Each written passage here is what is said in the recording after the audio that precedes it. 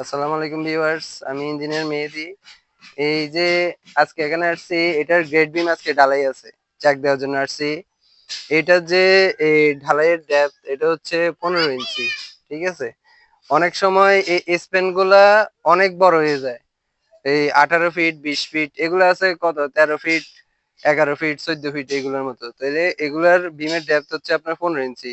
যে সময় বিমের ডেপথটা মনে করেন আপনার এই স্প্যানটা 18 ফিট বা 20 ফিট হয়, তখন বিমের গভীরতাও বেড়ে যায় স্প্যানের উপর নির্ভর করে।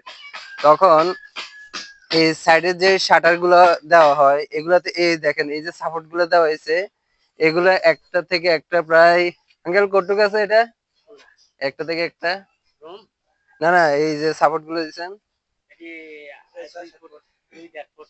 2-1.5 ফুট না? হ্যাঁ, আচ্ছা, তাইলে ওই সময় দেখা যাচ্ছে কি এটা যেটুক আছে প্রায় এখানে এই দুইটা তো এটা কতটুক দিচ্ছেন, 3 ফুট দিচ্ছেন না? এই এখান থেকে এটা এটা এখান থেকে এখানে আছে 3 ফুট।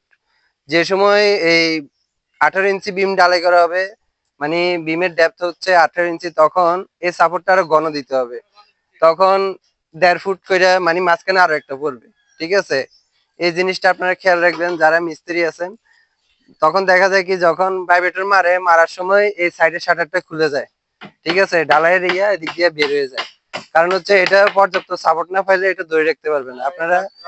এই, হ্যাঁ, এই পাশে আবার সাপোর্ট দিছে হচ্ছে রড। ঠিক আছে, এখানে মুখ টানা দিছে।